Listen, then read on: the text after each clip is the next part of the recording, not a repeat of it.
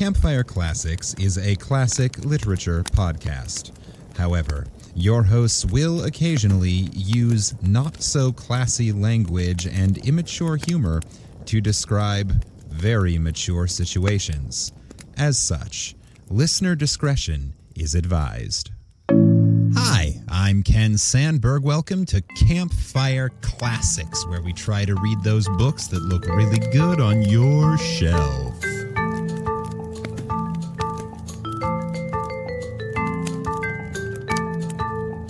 And I'm well aware that Campfire Classics is starting to feel a little bit like Ken's story time. But what can you do? I'm doing my best to just keep bringing you stories that will either put a smile on your face or put dread in your heart. Because just like during normal episodes, I have not researched these stories at all. Which is why sometimes they are a little creepy and unsettling. Anyway, hopefully we'll be back to what we normally do soon. But in the meantime, I'm still here bringing you that great literature, those classic books that would look really good on your shelf if anybody had bookshelves anymore. Do you? Hey, that's what I want to see this week. Go ahead and write in this week if you're still listening. And to 5050artsproduction@gmail.com or any of our social media. Just look for Campfire Classics or get a hold of me, however you normally would get a hold of me, and share a picture of your bookshelf. I want to see that. If we get a few of them, I might even share some bookshelf pictures because I think that's cool. Do people still have bookshelves, or has it all just turned into your computer desk? Anyway, I'm going to read you a story in just a minute, but first we got to get to alliterative euphemisms. Every week, Campfire Classics is bringing you a new euphemism that both words start with the same letter of the alphabet, like penis joke, except alliterative and ideally more creative. We started with arousing amusement. B was beef curtain belligerence. C was cock comedy. D was dick deliriousness. And this week we're at E, which is ejaculatory entertainment. I hope you like that. It was tough getting my mouth around that. Ejaculatory entertainment. Badoom ching. Anyway, that is the public service stuff. So I'm going to jump into this week's story. This week I will be reading to you The Monster Maker by frequent Campfire Classics author Ray Bradbury. This was published in 1944 in Planet Stories, Volume 2, Number 6, and extensive research has turned up no evidence of an active copyright. So, let's start this fire.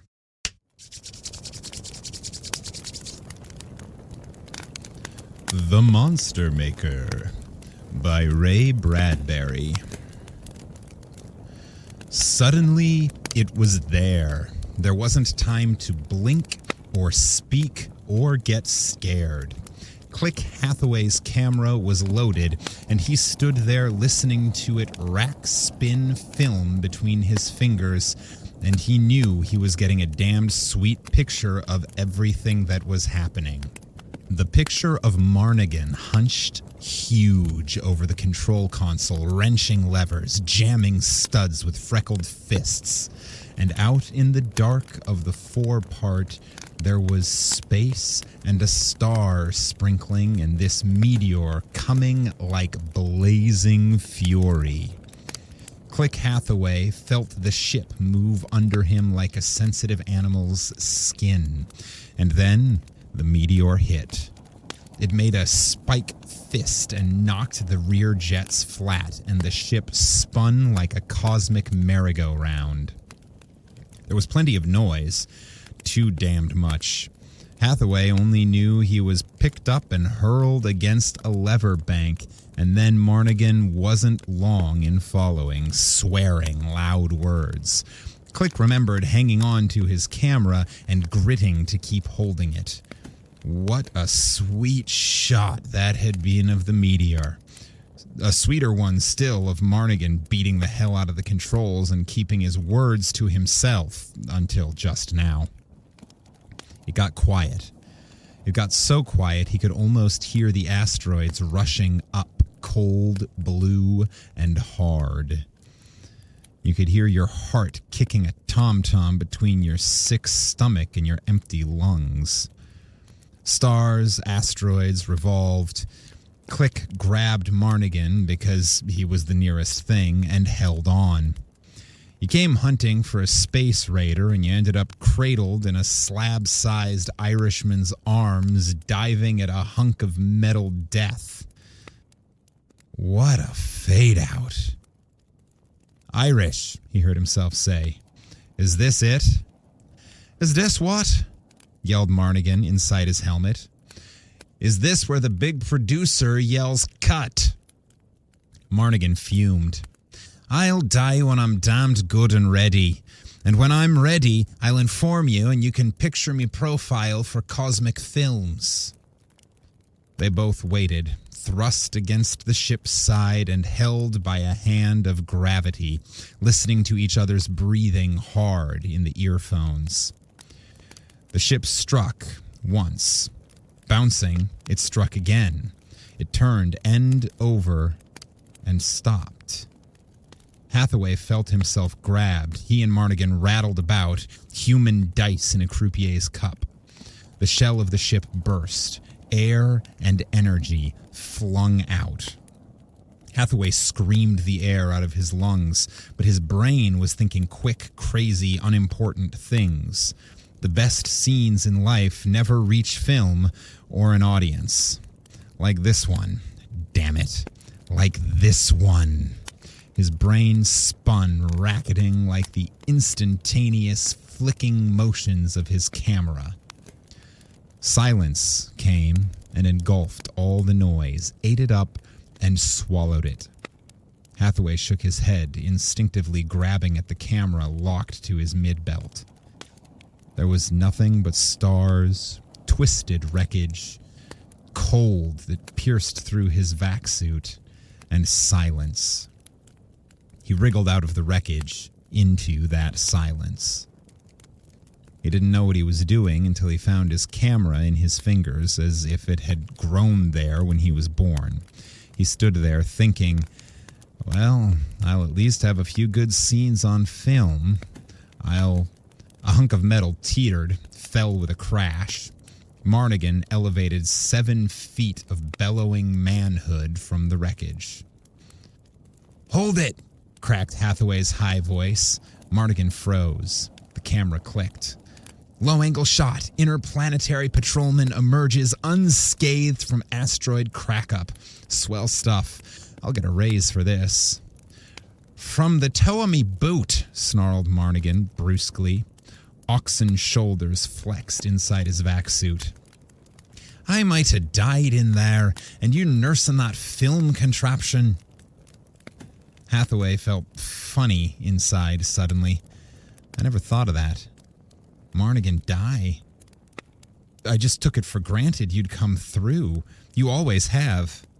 Funny, but you don't think about dying. You try not to. Hathaway stared at his gloved hand, but the gloving was so thick and heavy he couldn't tell if it was shaking. Muscles in his bony face went down, pale. Where are we? 1,000,000 miles from nobody. They stood in the middle of a pocked, time-eroded meteor plain that stretched off, dipping down into silent indigo and a rash of stars. Overhead, the sun poised. Black and stars all around it, making it look sick. If we walk in opposite directions, click Hathaway, we'd be shaking hands at the other side of this rock in 2 hours. Marnigan shook his mop of dusty red hair. And I promised the boys at Luna Base this time I'd capture that Gunther lad. His voice stopped, and the silence spoke. Hathaway felt his heart pumping slow, hot pumps of blood. I checked my oxygen, Irish. 60 minutes of breathing left. The silence punctuated that sentence, too. Upon the sharp, meteoric rocks, Hathaway saw the tangled insides of the radio, the food supply mashed and scattered. They were lucky to have escaped. Or was suffocation a better death? 60 minutes. They stood and looked at one another. "Damn that meteor," said Marnigan hotly. Hathaway got hold of an idea, remembering something. He said it out. "Somebody tossed that meteor, Irish. I took a picture of it, looked it right in the eye when it rolled at us. It was poker hot. Space meteors are never hot and glowing. If it's proof you want, I've got it here on film." Marnigan winced his freckled square face. "It's not proof we need now, Click. Oxygen, and then food, and then some way back to Earth." Hathaway went on saying his thoughts. "This is Gunther's work. He's here somewhere, probably laughing his guts out at the job he did us. Oh, God, this would make great news release stuff if we ever get back to Earth. IP's Irish Marnigan, temporarily indisposed by a pirate whose dirty face has never been seen, Gunther by name, finally wins through to triumphant finish. Photographed on the spot in color by yours truly, Click Hathaway. Cosmic Films, please notice." They started walking fast over the pocked, rubbled plain toward a bony ridge of metal. They kept their eyes wide and awake.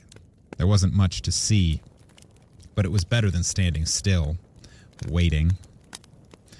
Marnigan said, "We're working on margin, and we got nothing to sweat with except our suspicions about this not being an accident. We got 50 minutes to prove you're right. After that, right or wrong, you'll be Cosmic Film's prettiest, unmoving, unbreathing genius. But talk all you like, Click. It's times like this when we all need words, any words on our tongues. You got your camera and your scoop. Talk about it. As for me," he twisted his glossy red face, "keeping alive is me hobby.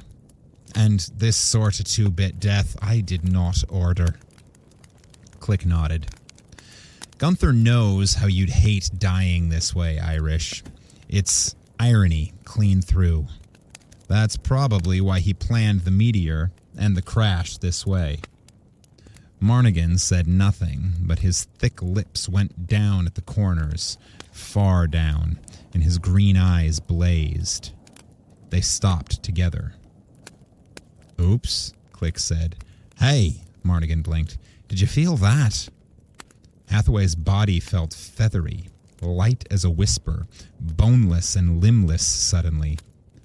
"Irish, we lost weight coming over that ridge."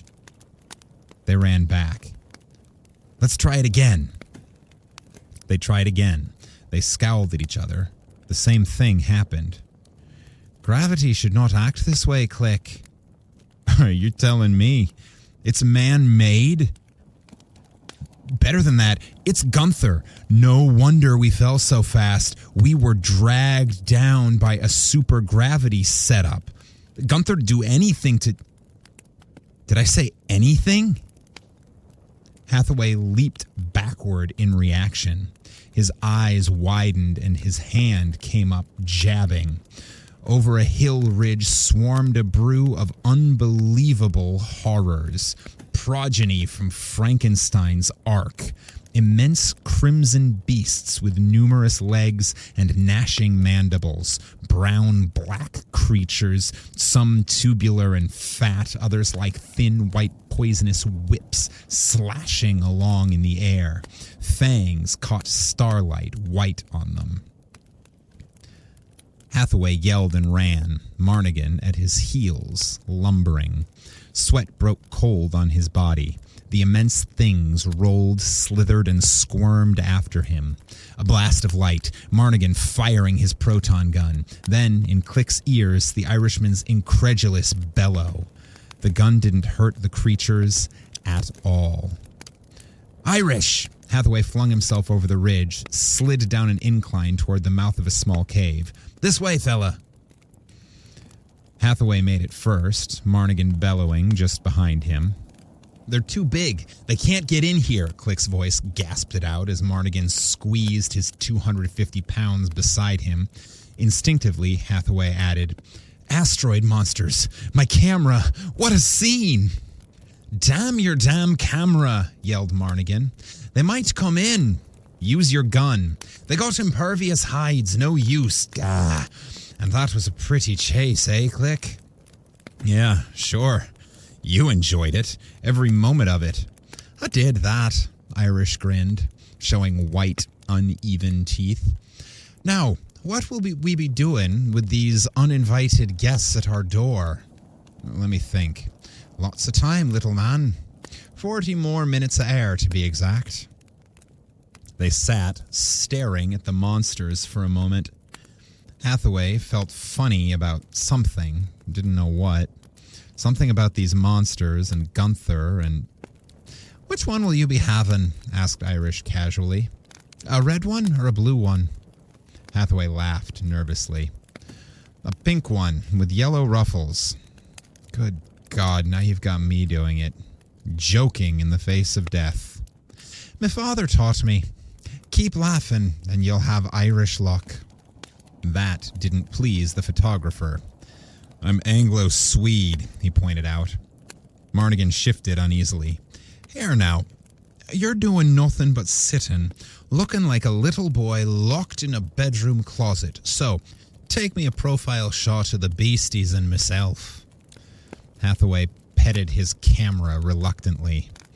What in hell's the use? All this swell film shot, nobody'll ever see it. Then, retorted Marnigan, we'll develop it for our own benefit while waiting for the U.S. cavalry to come riding over the hill to our rescue. Hathaway snorted. U.S. cavalry? Marnigan raised his proton gun dramatically. Snap me in this pose, he said. I paid your salary to trot along photographing, we hoped, my capture of Gunther. Now the least you can do is record peace negotiations betwixt me and these pixies. Marnigan wasn't fooling anybody.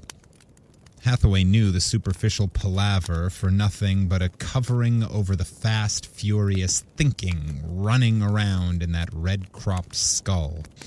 Hathaway played the palaver too, but his mind was whirring faster than his camera as he spun a picture of Marnigan standing there with a useless gun pointed at the animals. Montage. Marnigan sitting, chatting with the monsters. Marnigan smiling for the camera.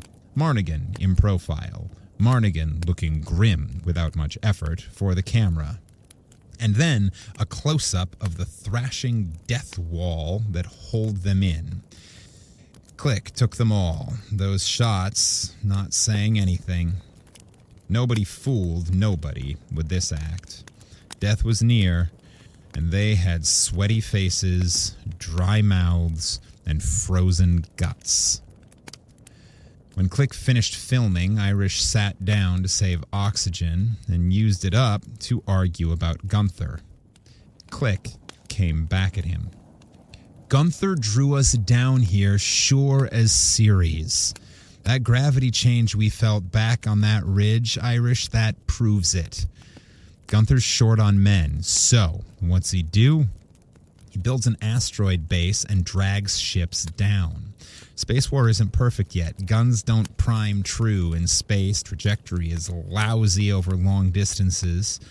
So what's the best weapon? Which dispenses with losing valuable rare ships and a small batch of men? Supergravity and a couple of well-tossed meteors. Saves all around. It's a good front, this damned iron pebble. From it, Gunther strikes unseen. Ships simply crash. That's all. Subtle hand with all aces. Marnigan rumbled. Where is the dirty son, then? He didn't have to appear, Irish. He sent them. Hathaway nodded at the beasts. People crashing here die from air lack, no food, or from wounds caused at the crack-up. If they survive all that, the animals tend to them. It all looks like nature was responsible. See how subtle his attack is? Looks like accidental death instead of murder. If the patrol happens to land and find us, no reason for undue investigation then. I don't see no base around. Click shrugged. Still doubt it? Okay, look. He tapped his camera, and a spool popped out into his gloved palm. Holding it up, he stripped it out to its full 20-inch length, held it to the light while it developed, smiling. It was one of his best inventions, self-developing film. The first light-struck film surface destroyed one chemical, leaving imprints. The second exposure simply hardened, secured the impressions. Quick stuff. Inserting the film tongue into the micro viewer in the camera's base, Click handed the whole thing over. Look. Marnigan put the viewer up against the helmet glass, squinted. Ah, Click.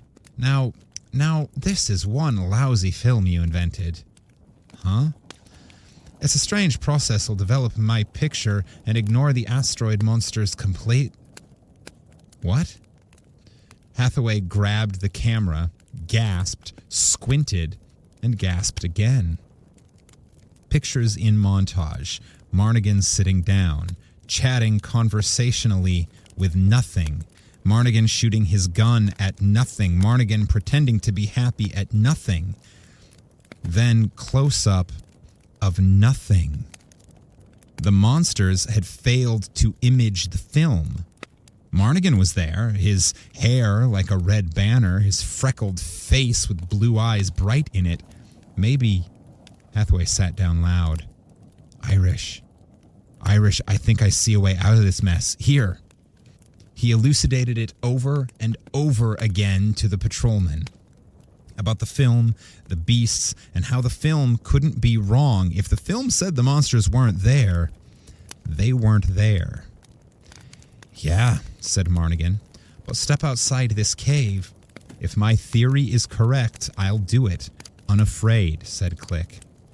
Marnigan scowled. You sure them beasts don't radiate ultraviolet or infrared or something that won't come out on film? Not any color we see, the camera sees. We've been fooled. Hey, where are you going? Marnigan blocked Hathaway as the smaller man tried to push past him. Get out of the way, said Hathaway. Marnigan put his big fists on his hips. If anyone is going anywhere, it'll be me does the going. I can't let you do that, Irish. Why not?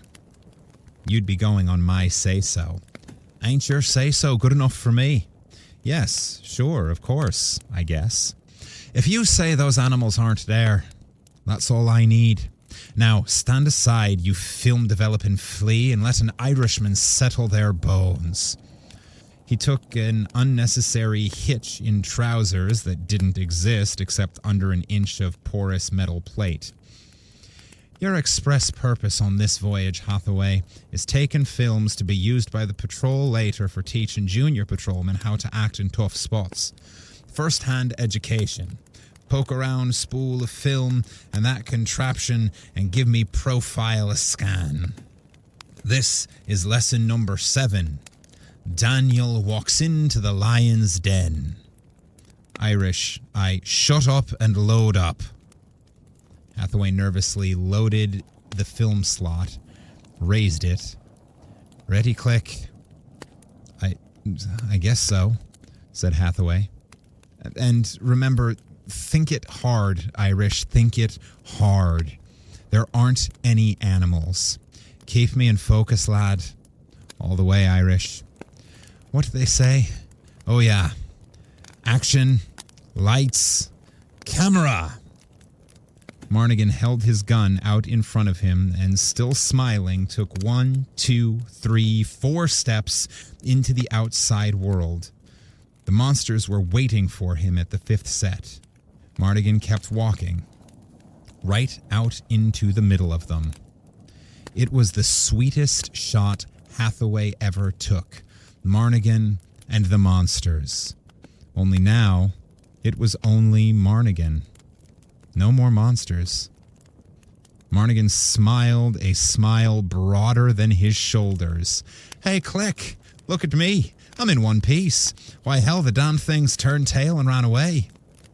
Ran? Hell, cried Hathaway, rushing out, his face flushed and animated. They just plain vanished. They were only imaginative figments. And to think we let them hold us in that way. Click, Hathaway, you coward. Smile when you say that, Irish. Sure. And ain't I always smiling? Ah, Click boy, are them tears in your sweet grey eyes? Damn, swore the photographer embarrassedly. Why don't they put window wipers in these helmets? I'll take it up with the board, lad. Forget it. I was so blamed glad to see your homely carcass in one hunk I couldn't help. Look, now, about Gunther. Those animals are part of his setup. Explorers who land here inadvertently are chased back to their ships, forced to take off. Tourists and the like. Nothing suspicious about animals. And if the tourists don't leave, the animals kill them. Pshaw, now those animals can't kill. Think not, Mr. Marnigan? As long as we believed in them, they could have frightened us to death, forced us maybe to commit suicide, if that isn't being dangerous. The Irishman whistled. But we've got to move, Irish. We've got 20 minutes of oxygen. In that time, we've got to trace those monsters to their source, Gunther's base, fight our way in, and get fresh oxy canisters. Click attached his camera to his mid-belt. Gunther probably thinks we're dead by now. Everyone else has been fooled by his playmates. They never had a chance to disbelieve them. If it hadn't been for you taking them pictures, Click, coupled with your damn stubborn attitude about the accident. Click stopped and felt his insides turn to water. He shook his head and felt a film slip down over his eyes. He spread his legs out to steady himself and swayed. I don't think my oxygen is as full as yours. This excitement has me double breathing, and I feel sick. Marnigan's homely face grimaced in sympathy. Hold tight, Click. The guy that invented these fish bowls didn't provide for sick stomach. Hold tight. Hell, let's move. We've got to find where those animals came from, and the only way to do that is to get the animals to come back. Come back? How? They're waiting, just outside the aura of our thoughts, and if we believe in them again, they'll return. Marnigan didn't like that.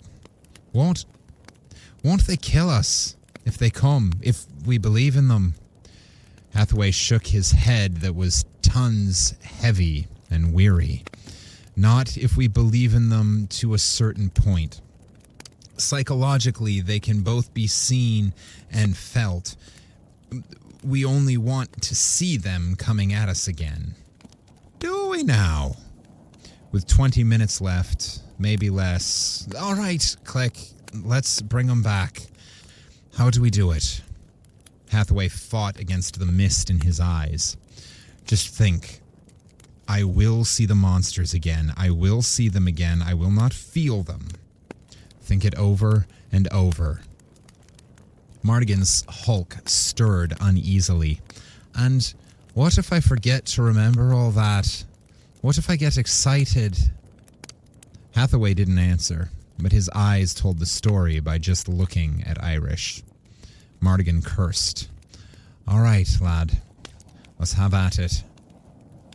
The monsters returned.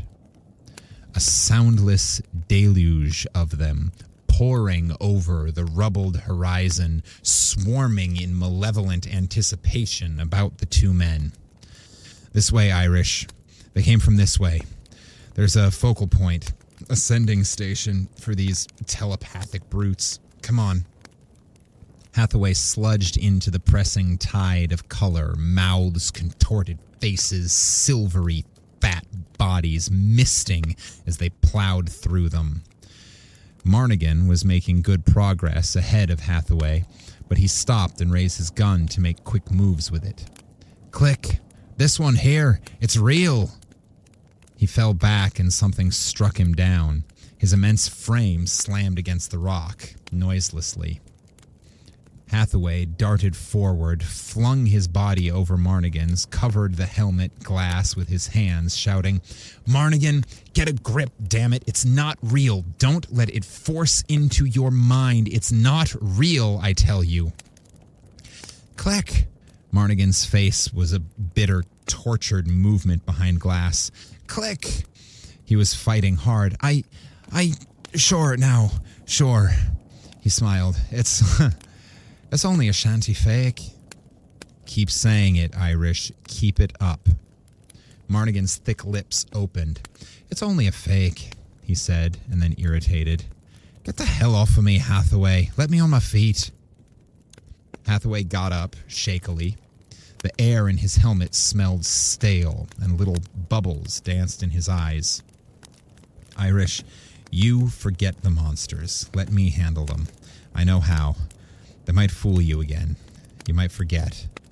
Marnigan showed his teeth. Gah, let a flea have all the fun. And besides, Click, I like to look at them. They're pretty. The outpour of animals came from a low-lying mound a mile further on. Evidently, the telepathic source lay there. They approached it warily. We'll be taking our chances on guard, hissed Irish. I'll go ahead, draw their attention, maybe get captured. Then you show up with your gun. I haven't got one. We'll chance it then. You stick here until I see what's ahead. They probably got scanners out. Let them see me. And before Hathaway could object, Marnigan walked off. He walked about 500 yards, bent down, applied his fingers to something, heaved up, and there was a door opening in the rock. His voice came back across the distance into Click's earphones. A door, an airlock, Click. A tunnel leading down inside. Then Marnigan dropped into the tunnel, disappearing. Click heard the thud of his feet hitting the metal flooring. Click sucked in his breath hard and fast. All right, put 'em up. A new, harsh voice cried over a different radio. One of Gunther's guards. 3 shots sizzled out, and Marnigan bellowed. The strange, harsh voice said, That's better. Don't try to pick that gun up now. Ah, so is you. I thought Gunther had finished you off. How'd you get past the animals? Click started running. He switched off his sending audio, kept his receiving on. Marnigan, weaponless, one guard. Click gasped. Things were getting dark. Had to have air. He ran and kept running and listening to Marnigan's lying voice.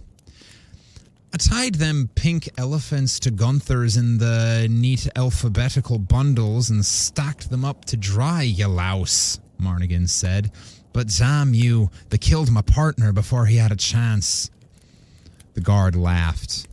The airlock door was still wide open when Click reached it, his head swimming darkly, his lungs crammed with pain, fire, and hell rockets. He let himself down in, quiet and soft. He didn't have a weapon. Oh, damn. A tunnel curved, ending in light, and 2 men silhouetted in that yellow glare. Marnigan backed against the wall, his helmet cracked, air hissing slowly out of it, his face turning blue. And the guard, a proton gun extended stiffly before him, also in a vac suit. The guard had his profile toward Hathaway, his lips twisting. I think I'll let you stand right there and die, he said quietly. That what Gunther wanted anyway. A nice, sordid death. Hathaway took 3 strides, his hands out in front of him. Don't move, he snapped. I've got a weapon stronger than yours. One twitch, and I'll blast you and the whole damn wall out from behind you. Freeze! The guard whirled. He widened his sharp eyes and reluctantly dropped his gun on the floor. Get his gun, Irish. Marnigan made as if to move, crumpled clumsily forward. Hathaway ran in, snatched up the gun, smirked at the guard. Thanks for posing, he said. That shot will go down in film history for candid acting. What? Keep your place. I've got a real gun now. Where's the door leading into the base? The guard moved his head sullenly over his left shoulder. Click was afraid he would show his weak dizziness. He needed air. Okay, drag Marnigan with you. Open the door and we'll have air. Double time, double. 10 minutes later, Marnigan and Hathaway, fresh tanks of oxygen on their backs, Marnigan in a fresh bulger and helmet, trussed the guard, hid him in a huge trash receptacle. Where he belongs, observed Irish tersely. They found themselves in a complete inner world. An asteroid, nothing more than a honeycomb fortress sliding through the void unchallenged. Perfect front for a raider who had little equipment and was short-handed of men. Gunther simply waited for specific cargo ships to rocket by, pulled them or knocked them down, and swarmed over them for cargo. The animals served simply to ensure against suspicion and the swarms of tourists that filled the void these days. Small fry weren't wanted. They were scared off. The telepathic sending station for the animals was a great bank of intricate, glittering machine through which strips of colored film with images slid into slots and machine mouths that translated them into thought emanations. A damned neat piece of genius. So here we are, still not much better off than what we were, growled Irish. We haven't a ship or a space radio, and more guards will turn up any moment. You think we could refocus this doohingy, project the monsters inside the asteroid, and fool the pirates themselves? What good would that do? Hathaway gnawed his lip. They wouldn't fool the engineers who created them, you nut. Marnigan exhaled disgustedly. If only the U.S. cavalry would come riding over the hill.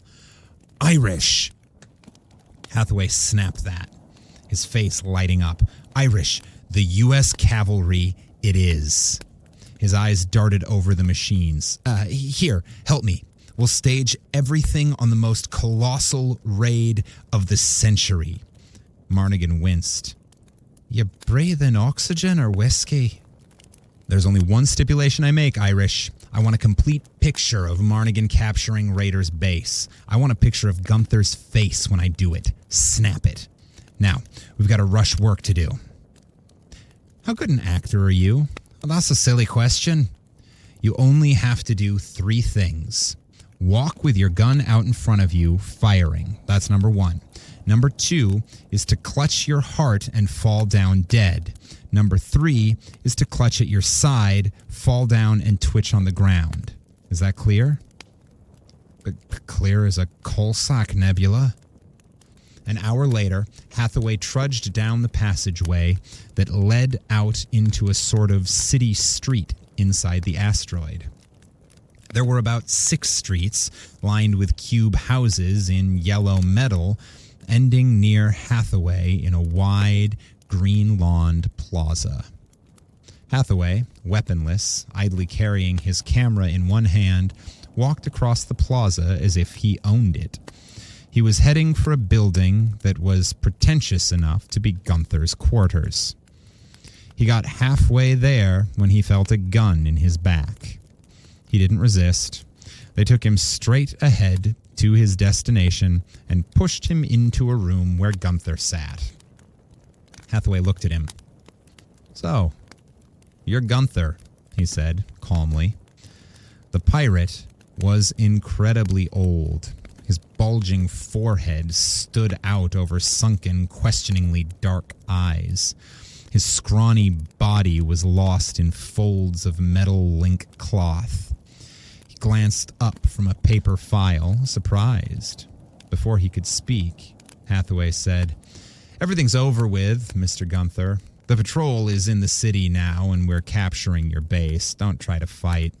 We've 1,000 men against your 85. Gunther sat there, blinking at Hathaway, not moving. His thin hands twitched in his lap. "You're bluffing," he said finally with a firm directness. "A ship hasn't landed here for an hour. Your ship was the last. 2 people were on it. The last I saw of them, they were being pursued to the death by the beasts. One of you escaped, it seemed." "Both. The other guy went after the patrol." "Impossible." "I can't respect your opinion, Mr. Gunther." A shouting rose from the plaza. About 50 of Gunther's men, lounging on carved benches during their time off, stirred to their feet and started yelling. Gunther turned slowly to the huge window in one side of his office. He stared hard. The patrol was coming. Across the plaza, marching quietly and decisively, came the patrol. 500 patrolmen in one long, incredible line, carrying paralysis guns with them in their tight hands. Gunther babbled like a child, his voice a shrill dagger in the air. "Get out there, you men! Throw them back! We're outnumbered!" Guns flared, but the patrol came on. Gunther's men didn't run. Hathaway had to credit them on that. They took it, standing. Hathaway chuckled inside, deep. What a sweet, sweet shot this was. His camera whirred, clicked and whirred again. Nobody stopped him from filming it. Everything was too wild, hot, and angry. Gunther was throwing a fit, still seated at his desk, unable to move because of his fragile, bony legs and their atrophied state. Some of the patrol were killed. Hathaway chuckled again as he saw 3 of the patrolmen clutch their hearts, crumple, lie on the ground, and twitch. God, what photography. Gunther raged and swept a small pistol from his linked corselet. He fired wildly until Hathaway hit him over the head with a paperweight. Then Hathaway took a picture of Gunther slumped at his desk, the chaos taking place immediately outside his window. The pirates broke and fled, those that were left, a mere handful, and out of the chaos, Marnigan's voice. "Here!" One of the patrolmen stopped firing and ran toward Click and the building. He got inside. "Did you see them run, Click boy? What an idea! How did we do?" "Fine, Irish, fine." "So, here's Gunther, the spalpeen. Gunther, the little dried-up pirate, eh?" Marnigan whacked Hathaway on the back. "I'll have to hand it to you. This is the best plan of battle ever laid out. And proud I was to fight with such splendid men as these." He gestured toward the plaza. Click laughed at him. "You should be proud. 500 patrolmen with hair like red banners flying, and thick Irish brogues, and broad shoulders, and freckles, and blue eyes, and a body as tall as your stories." Marnigan roared. I said, if ever there could be an army of Marnigans, we could lick the whole damned universe. Did you photograph it, Click?" "I did." Hathaway tapped his camera happily. Then, won't that be a scoop for you, boy? Money from the patrol so they can use the film as instruction in classes, and money from Cosmic Films for newsreel headlines. And what a scene. And what acting. 500 duplicates of Steve Marnigan broadcast telepathically into the minds of the pirates, walking across the plaza, capturing the whole shebang. How did you like my death scenes? You're a ham. And anyway, 500 duplicates, nothing, said Click. He ripped the film spool from the camera, spread it into the air to develop, inserted it in the microviewer. Have a look. Marnigan looked. Oh no. Oh no, he said over and over. There's the plaza, and there's Gunther's men fighting, and then they're turning and running. And what are they running from? One man. Me. Irish Marnigan. Walking all by myself across the lawn, paralyzing them. 1 against 100, and the cowards running from me. Sure, Click, this is better than I thought. I forget that the film wouldn't register telepathic emanations, them other Marnigans. It makes it look like I'm a mighty brave man, does it not? It does. Oh, look at me, Hathaway. I'm enjoying every minute of it, I am. Hathaway swatted him on the backside. Look here, you egocentric son of Aaron. There's more work to be done, more pirates to be captured. The patrol is still marching around, and someone might be suspicious if they look too close and saw all that red hair. All right, Click, we'll clean up the rest of them now. We're a combination, we two, we are. I take it all back about your pictures, Click. If you hadn't thought of taking pictures of me and inserting it into those telepathic machines, we'd be dead ducks now. Well, here I go. Hathaway stopped him. Hold it. Until I load my camera again. Irish grinned. Hurry it up. Here come 3 guards. They're unarmed. I think I'll handle them with my fists for a change. The Gentle Art of Uppercuts. You ready, Hathaway? Ready. Marnigan lifted his big ham fists. The camera whirred. Hathaway chuckled to himself. What a sweet fade out this was.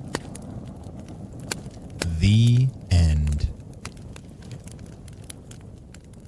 Well, thank you very much for hanging with me, campers. I hope you enjoyed that story. Ray Bradbury is always a treat.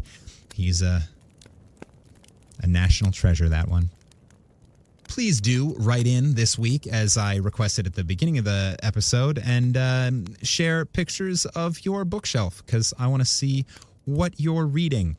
Also, go ahead and let us know what you thought of this story and of this episode. And, of course, please write in and reach out and let Heather know that she is very much missed and should come back to the show. You know, when she's got time. That's all from me. So until next week, this has been Campfire Classics, where we try to read those books that look really good on your shelf.